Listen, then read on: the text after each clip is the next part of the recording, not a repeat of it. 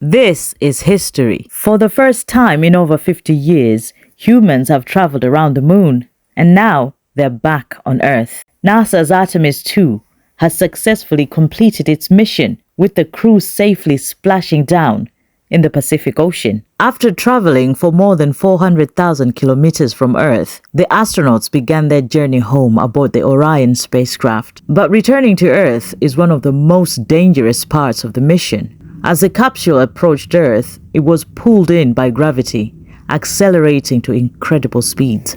At re-entry, they were traveling at nearly 40,000 kilometers per hour, faster than a bullet. Then came the most intense moment. As Orion hit Earth's atmosphere, the air in front of it compressed and heated up, reaching temperatures of around 2,700 degrees Celsius, hotter than lava. From the outside, the capsule was surrounded by fire, but inside, the crew remained protected.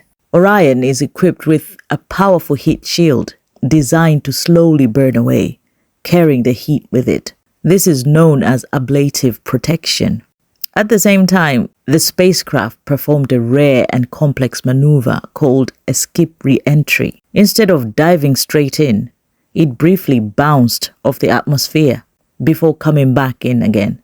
This helped reduce the heat and the intense forces on the astronauts. Finally, as the capsule slowed down, parachutes deployed in stages, lowering Orion safely into the ocean. Recovery teams were already waiting with a medical team. Reed Wiseman, Victor Glover, Christina Koch, and Jeremy Hansen, all safely back on Earth. They were pulled from the water.